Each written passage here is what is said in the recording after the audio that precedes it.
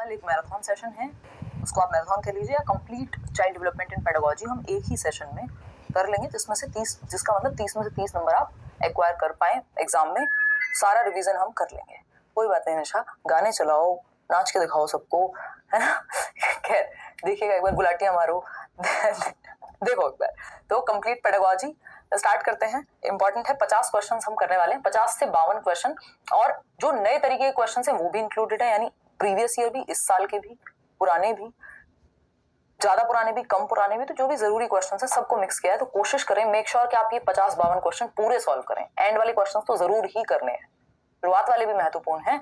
ठीक, तो स्टार्ट करते हैं। और ये पीडीएफ आपको मिल जाएगा। एक बार आपने ये 2 बार अगर ये नजर आपकी निकल गई, एक बार आपने वीडियो में समझ लिया और उसके बाद आपने ये पीडीएफ से पढ़ लिया, मुझे लगता है आपकी वो 15 नंबर की पेडागोजी कोई नहीं छीन सकता। और उसके अलावा वो पेडागोजी आपको अदर सब्जेक्ट्स में भी डायरेक्ट हेल्प करेगी। टेलीग्राम चैनल पे आपको पीडीएफ रोज मिलती है। कल शाम को हम बिल्कुल एग्जैक्ट समय पे मिलने की कोशिश करेंगे ताकि सेशन कंप्लीट हो सके। चाय पानी अपना लेके बैठना, संडे की छुट्टी है तो कल रात को आराम से अपना क्या जागरण करेंगे, ये कह सकते हो आप, है ना। और 2 घंटे, 3 घंटे, 4 घंटे जो भी लगना होगा लगेगा, है ना। चलिए स्टार्ट करते हैं। अपना डेटा वेटा बचा के रखना भाई। क्वेश्चन नंबर 1 से शुरुआत करते हैं फटाफट से। ठीक, सब तरह के क्वेश्चंस हैं। देखिए क्वेश्चन नंबर 1 क्या कहता है ये देखते हैं। पहले तो फटाफट से समझेंगे, थोड़ा सा स्पीड आज बढ़ा के रखेंगे, इसको टेस्ट की तरह भी लेना है। ठीक, teachers who are working towards inclusive classrooms. Inclusive classrooms क्या है भाई? जहां सभी को शिक्षा दी जा सके। एक गिफ्टेड बच्चा, एक हियरिंग इम्पेयर्ड बच्चा जिसको कोई दिक्कत है, एवरेज बच्चा, कोई और बच्चा जिसको देखने में दिक्कत है, कोई और डिसेबिलिटी है, डिसलेक्सिया, हर तरह का बच्चा एक क्लासरूम में पढ़ सके। बताइएगा फटाफट से क्या करें उस चीज के लिए। क्रिएट करिकुलम अडेप्टेशन, यानी पाठ्यचर्या में अनुकूलन करें। जो करिकुलम है, सिलेबस करिकुलम का ही पार्ट होता है, या एक्टिविटीज हैं जो स्कूल में कल्चरल प्रोग्राम्स हो रहे हैं, कोई भी एक्टिविटी अगर स्कूल में हो रही है, पैर रखने से लेके बाहर निकलने तक स्कूल से, वो सब करिकुलम का हिस्सा है। तो करिकुलम में चेंजेस के हर बच्चा इंक्लूडेड महसूस कर सके। बिल्कुल सही बात है। इनकॉर्पोरेट डाइवर्स पर्सपेक्टिव्स, यानी विविध दृष्टिकोणों को शामिल करना। इंक्लूसिव एजुकेशन एक बात कहती है, स्कूल बच्चे के लिए है, बच्चा स्कूल के लिए नहीं है। तो चेंज करना है तो करिकुलम में चेंज करिए, स्कूल के सिस्टम में, इंफ्रास्ट्रक्चर में चेंज करिए, ना कि आप ये कहें बच्चा चेंज हो जाए अपने आप। तो इनकॉर्पोरेट डाइवर्स पर्सपेक्टिव्स, विविध दृष्टिकोणों को शामिल करना कि अलग अलग नीड्स वाले बच्चे हो सकते हैं, या अलग अलग तरीके से किसी चीज को कैसे देखा जा सकता है। फिर आता है third point, examine their own implicit bias. मतलब टीचर्स को ये चाहिए कि टीचर्स को क्या करना चाहिए, एक तो विविधता को इंक्लूड करें अपने दिमाग में, करिकुलम में जो चेंजेस करने की जरूरत है करें, एक्टिविटीज को डिफरेंट तरीके से प्लान करें, सेम चैप्टर को हर बच्चे को इंक्लूड करने के लिए अलग अलग तरीके से समझाया जा सकता है, इंक्लूड किया जा सकता है।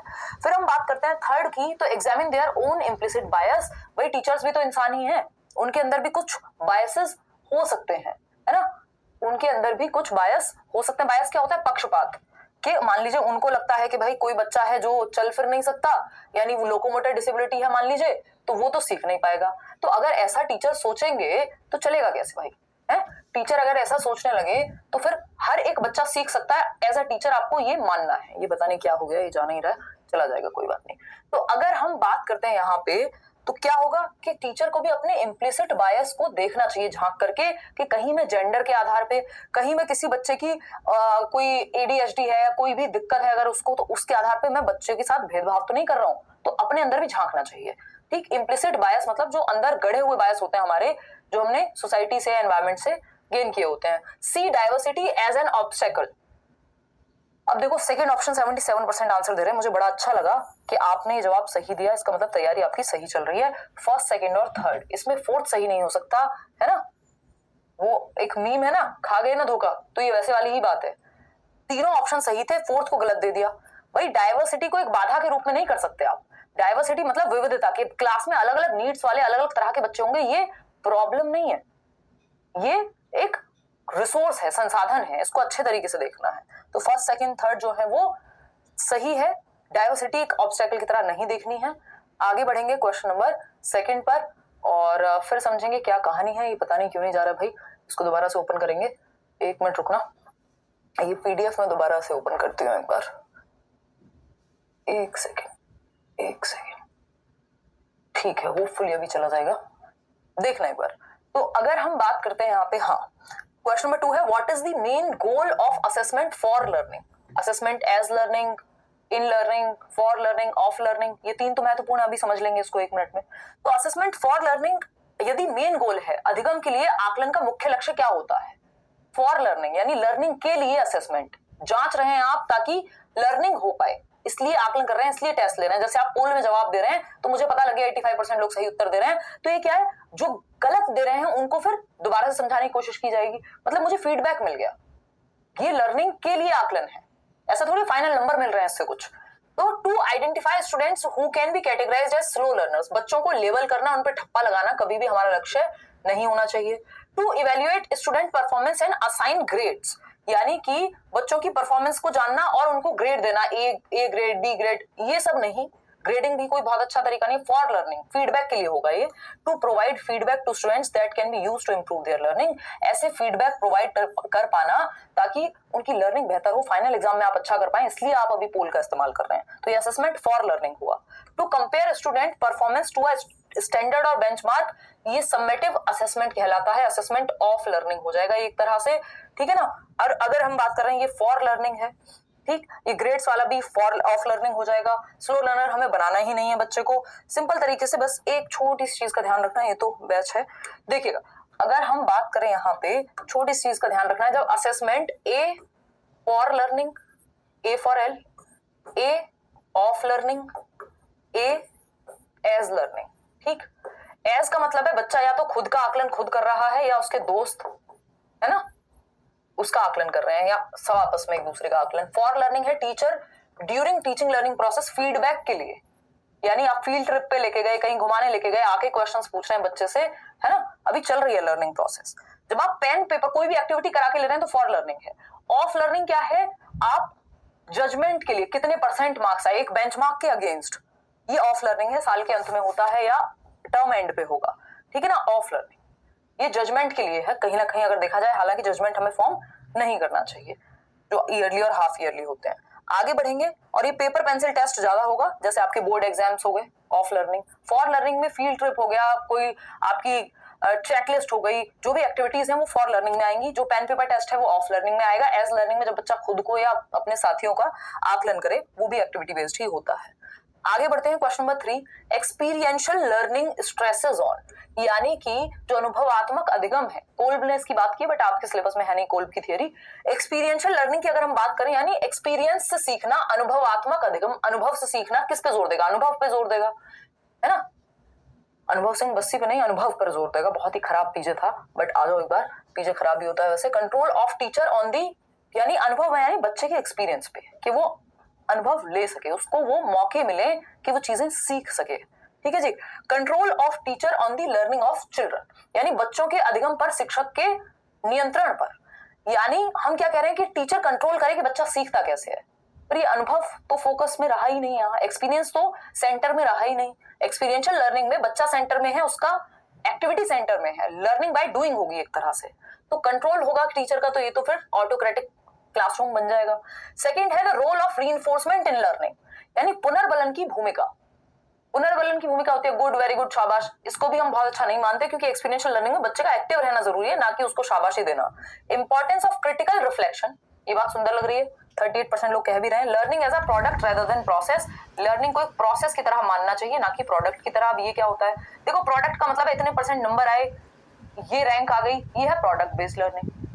प्रोसेस क्या है, सीखने के लिए सीख रहे हैं, तो प्रोसेस की तरह मानना है लर्निंग को, एक ग्रेजुअल प्रोसेस है, लाइफ लॉन्ग चलने वाली, कोई प्रोडक्ट नहीं है इतने परसेंट हो गया बात खत्म हो गई, ठीक है ना। तो द रोल ऑफ रीइंफोर्समेंट तो होगा ही नहीं। इंपॉर्टेंस ऑफ क्रिटिकल रिफ्लेक्शन, देखिए वर्ड जो क्रिटिकल रिफ्लेक्शन है, क्रिटिकल थिंकिंग है, ये बहुत महत्वपूर्ण है 2023-24 ये 20th सेंचुरी के लिए। अभी नेशनल एजुकेशन पॉलिसी भी इस क्रिटिकल थिंकिंग को 21st सेंचुरी स्किल्स, 21वीं शताब्दी के कौशलों में शामिल करती है, यानी यह महत्वपूर्ण है। तो आलोचनात्मक प्रतिबिंबन के महत्व पर अब ये कैसी होती है, importance of critical reflection. Reflection क्या है, आप प्रकाश डाल रहे हैं, अच्छा यार आज आप सोचिए आज आपने दिन भर क्या किया, तो आप रिफ्लेक्ट करेंगे। और ये रिफ्लेक्शन कैसा है, रिफ्लेक्ट इन एक्शन, यानी जो आपने आज किया है उस पे आप रिफ्लेक्ट कर रहे हैं, ये भी 3 प्रकार का होता है। तो रिफ्लेक्ट इन एक्शन में आप क्या कर रहे हैं, रिफ्लेक्ट कर रहे हैं, अच्छा आज मैंने तैयारी की थी, रात को आपको इतनी सारी पीडीएफ्स थी टेलीग्राम पे, मैराथन आ रही है उसकी चीजें चल रही हैं, ये क्लास की लेसन प्लानिंग होगी, इससे पहले क्लास ली, खाना खाया, ये किया, तो अब आप रिफ्लेक्ट कर रहे हैं। आपने पढ़ाई की होगी, मान लीजिए मॉक टेस्ट दिया होगा, तो आपने रिफ्लेक्ट किया कि आज दिन भर आपने क्या किया।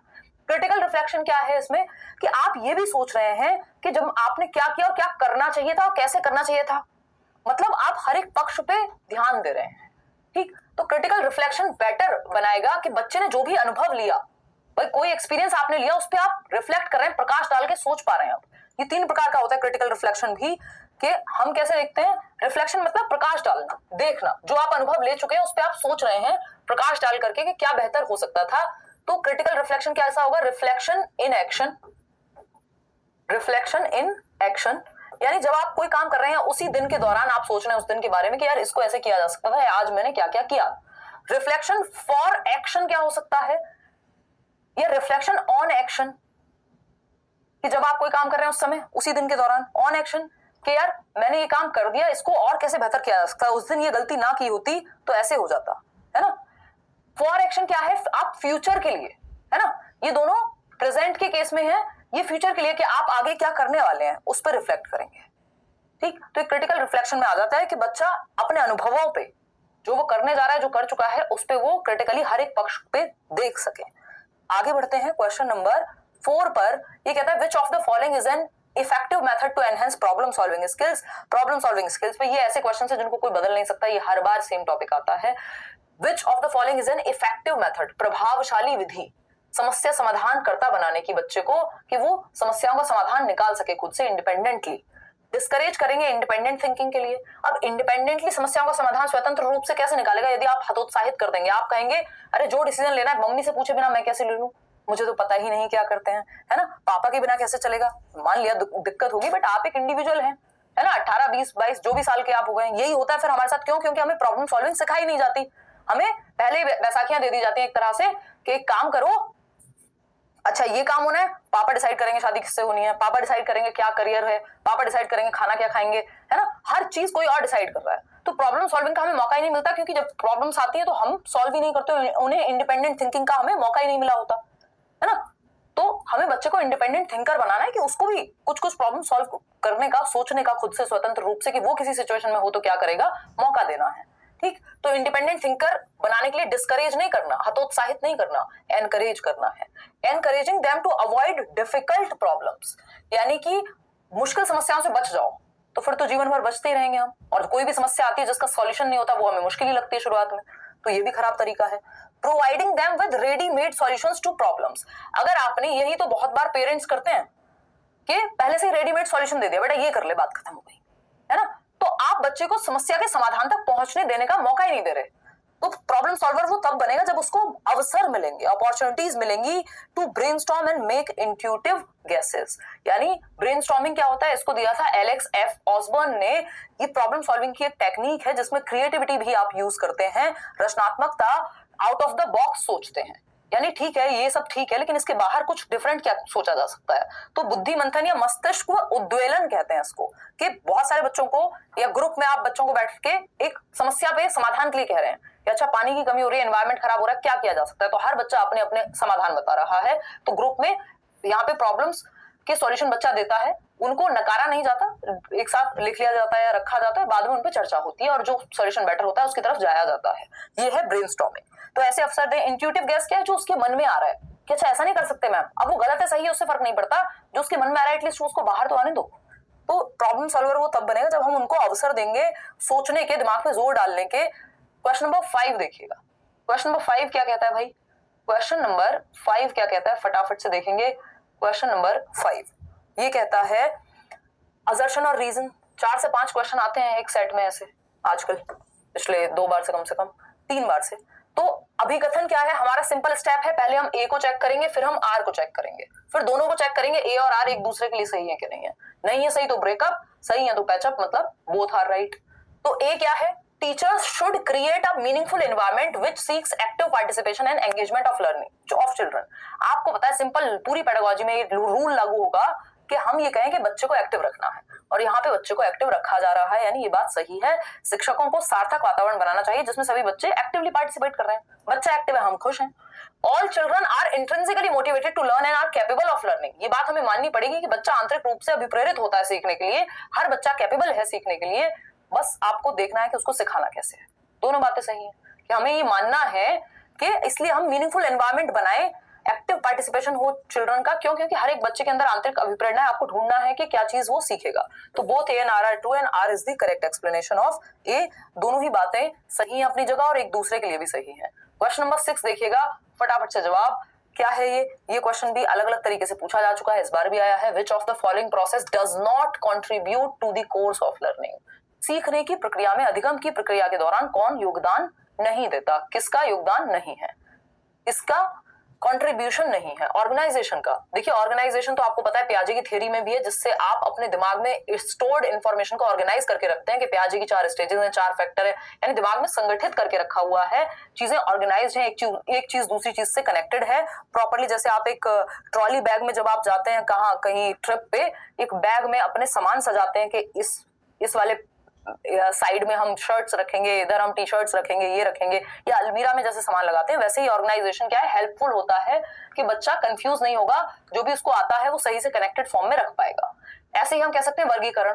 तो वर्गीकरण क्या है? अगेन ऑर्गेनाइजेशन का ही एक तरीका हो गया कि हम वर्गीकृत कर पा रहे हैं, इसको इस वर्ग में बांट दिया, है ना, चम्मच यहाँ रखी जाएंगी, प्लेट्स यहाँ रखी जाएंगी, ये क्या एक तरह का कैटेगराइजेशन ही है ना। ऑर्गेनाइजेशन है कि जब इधर उधर नहीं जा रही चीजें, थोड़ा आप ऑर्गेनाइज करने की कोशिश कर रहे हैं, तो उसी का पार्ट बेसिकली कैटेगराइजेशन, छोटा पार्ट कह सकते हैं आप इसको। इसका कॉन्सेप्चुअलाइजेशन होता है वैचारिकता या कॉन्सेप्ट्स को समझना। डीकॉन्टेक्चुअलाइजेशन, देखिए कॉन्टेक्चुअलाइजेशन कॉन्सेप्चुअलाइजेशन सब बढ़िया है, कॉन्टेक्स्ट में सीखना बेस्ट बात है, बहुत ही पॉजिटिव वर्ड है, पॉजिटिव नेगेटिव वर्ड्स भी करेंगे, लेकिन डी लगा दिया जब हमने, यानी गैर प्रासंगिकरण। प्रासंगिकरण यानी प्रासंगिक वे में सिखाइए, संदर्भ में सिखाइए, बच्चे की लाइफ से जोड़िए, लेकिन गैर प्रासंगिकरण या डीकॉन्टेक्चुअलाइज कर दिया, इसका मतलब बच्चा जिस एनवायरमेंट से है, जो लाइफ वो जी रहा है, उसका आसपास आप कोई एग्जांपल ही नहीं लेते, डिस्कनेक्टेड एग्जांपल्स हैं, तो डिस्कनेक्टेड या डीकॉन्टेक्चुअलाइज्ड नॉलेज का कोई फायदा नहीं, बच्चा इससे कंफ्यूज होगा, है ना, इससे वो कंफ्यूज होगा क्योंकि वो उस कॉन्टेक्स्ट से ही नहीं है, संदर्भ से नहीं है। एनसीएफ कह रहा है, एनईपी कह रही है, भाई संदर्भ में सिखाओ, रियल लाइफ से जोड़ो लर्निंग को, संदर्भ में पढ़ाओ। और आप ऐसे एग्जांपल्स दे रहे हैं क्लास में जो उसको समझ ही नहीं आते, वो उसके जीवन से जुड़े हुए ही नहीं है, या फिर आपने नॉलेज को क्या कर दिया, डिस्कनेक्टेड चंक्स में, डीकॉन्टेक्चुअलाइजेशन लिखा हो या लिखा हो डिस्कनेक्टेड चंक में पढ़ाना, यानी अलगाव वाले टुकड़ों में, यानी वो टुकड़े जो कनेक्टेड ही नहीं है। एक चीज ओल्ड नॉलेज यानी प्रीवियस नॉलेज से नए ज्ञान को जोड़ना होता है, और आप क्या कर रहे हैं, कहीं से कुछ भी पढ़ा दे रहे हैं, एक चैप्टर के बाद 10वां चैप्टर आ गया, पता ही नहीं लगा कोई कनेक्टेड है कि नहीं आपस में, है ना। तो कैसे, जब हम बैचेस में पढ़ते हैं हमें पता होता है ना हम कौन सा टॉपिक पहले लेंगे, कौन सा बाद में कराना है, ताकि जो पुराना जरूरी काम है वो नींव बन जाए, प्रीवियस नॉलेज से ही नई नॉलेज को जोड़ेंगे, डिस्कनेक्टेड नहीं, कनेक्टेड चंक्स में पढ़ाना होता है, डीकॉन्टेक्चुअलाइजेशन नहीं, कॉन्टेक्चुअलाइजेशन में पढ़ाना है। आगे बढ़ेंगे, फोर्थ ऑप्शन सही है क्योंकि यही गलत है। क्वेश्चन नंबर 7 देखिए फटाफट से, ये क्या कहता है भाई, विच of the following is an example of a question, जैसे जैसे हम आगे बढ़ेंगे क्वेश्चंस डिफरेंट होते चले जाएंगे। Which of the following is an example of a question that requires students to reflect on their thinking. Reflect word पता नहीं कितना अब इस्तेमाल होने लगा है, यानी आप अपनी थिंकिंग पे रिफ्लेक्ट कर पा रहे हैं, अपनी सोच पर विचार कर पा रहे हैं। रिफ्लेक्ट का मतलब है आप प्रकाश डाल पा रहे हैं, अपनी सोच पे क्या कर पा रहे हैं, विचार कर पा रहे हैं। अभी जैसे मैंने बताया कि आप रिफ्लेक्ट कर रहे हैं कि यार आपने पिछली बार ये गलती नहीं की होती तो ऐसे की जा सकती थी चीजें, सिर्फ एक यही तरीका नहीं है किसी काम करने का, किसी काम को करने का, ऐसे भी हम कुछ कर सकते थे। ये क्या हुआ, आप रिफ्लेक्ट कर रहे हैं, ठीक है, आप क्या कर रहे हैं, रिफ्लेक्ट कर रहे हैं। क्लियर है बात, चलिए फिर आते हैं। तो अगर हम देखें यहाँ पे, हाँ आवाज आ रही है, रिफ्लेक्ट करने का एग्जाम्पल देखना है कि जिसमें बच्चों को विचार करने का मौका मिले, है ना। What is the relationship between noun and verb, भाई नाउन यानी संज्ञा और क्रिया में क्या रिलेशनशिप होता है एक सेंटेंस के बीच, तो बता देंगे आप ये तो क्या है, इसमें रिफ्लेक्ट क्या करना है, आपको पता होगा दोनों चीजों के बारे में, आपने बता दिया, बात खत्म हो गई, ज्यादा सोचने का मौका ही नहीं है, विचार का ज्यादा मौका ही नहीं है। चलो फिर भी मान लिया, हम गलत नहीं मान रहे इसको, देखते हैं बाकी ऑप्शन, बेस्ट ऑप्शन चूज करना है चारों में से। What is the definition of verb, अब इसमें तो क्या ही रिफ्लेक्शन है, सीधा सीधा रिकॉल करना है, याद होगा तो बता देंगे, नहीं तो नहीं। How do you change a verb to the present tense, हाँ इसमें आप फिर भी, लेकिन इसमें अप्लाई करने की बात ज्यादा हो रही है बजाय कि विचार करने की, तो ये अप्लाइंग का एग्जांपल हो सकता है जब आपसे अप्लाई करने के लिए पूछा होता। How has your thinking about the use of verbs changed since the beginning of the class, इसी क्वेश्चन को 50 तरीके से घुमा के पूछा जा सकता है, इस बार ये क्वेश्चन आया था और कई लोग घूम गए थे, ठीक है ना। कक्षा की शुरुआत से क्रियाओं के उपयोग के बारे में आपकी समझ कैसे बदली है, यानी जब हमने शुरू की थी ये क्लास, कोई चैप्टर आपने जब पढ़ना या कोर्स आपने शुरू किया था और आज आपको कितना समझ आ रहा है पहले से अब तक कितनी अंडरस्टैंडिंग बदली और कैसे। तो इसके लिए आप सोचोगे कि अच्छा, जब फर्स्ट क्लास में मेरे को कुछ समझ नहीं आता था, मेरे 15 नंबर आते थे, फिर मुझे कॉन्सेप्ट समझने आते गए, फिर मुझे पढ़ने का तरीका समझ में आने लगा, क्वेश्चन को सॉल्व करने का तरीका समझ में आने लगा। तो अब आप रिफ्लेक्ट करेंगे, प्रकाश डालेंगे, विचार करेंगे कि यार इस पहले ये था और अब मैं ये हो गया हूँ। कैसे कि आज से 5 साल पहले यार मैं क्या बेवकूफ इंसान था। हर इंसान को ऐसा लगना ही चाहिए, क्योंकि समय के साथ आप बेहतर हो रहे होते हैं, है ना। एटलीस्ट आई अज्यूम कि हम बेहतर हो रहे होते हैं, समय के साथ हमारी समझ बढ़ रही होती है। तो आप प्रकाश डाल रहे हैं, रिफ्लेक्ट कर रहे हैं कि पहले से अब में क्या परिवर्तन आया, इसी को रिफ्लेक्ट करना कहते हैं। आप विचार कर रहे हैं, प्रकाश डाल रहे हैं। ये जबकि आपके सामने जो है इनमें विचार की उतनी संभावना नहीं थी जितनी डी ऑप्शन में है। तो जहां ज्यादा रिफ्लेक्ट करने का ऑप्शन है वही ऑप्शन बेस्ट है। क्वेश्चन नंबर 8 देखिएगा फटाफट से। ये क्वेश्चंस फिक्स्ड हैं, बस तरीका थोड़ा बहुत इधर उधर करते हैं लोग। इन क्वेश्चन कोई नहीं बदल सकता, पेडागोजिकल क्वेश्चंस हैं। Which of the following is an example of an, चाहे पेपर ऑनलाइन हो ऑफलाइन हो फर्क ही नहीं पड़ता। एग्जांपल है किसका, internal attribution of for failure, यानी अगर बच्चा फेल हुआ है तो आंतरिक आरोपण क्या होगा। अगर बच्चा पास भी हुआ होता तो भी आंतरिक आरोपण क्या होता। आपको देखना है, बच्चा खुद में झांकेगा। यहाँ पे इंटरनल का मतलब है बच्चे से जुड़ी हुई बात। इंटरनल फैक्टर्स लर्निंग के कौन से होते हैं, जो बेसिकली पर्सनल फैक्टर्स हैं, जो बच्चे से जुड़े हुए हैं, उसकी एज, उसका इंटरेस्ट, उसका मोटिवेशन लेवल।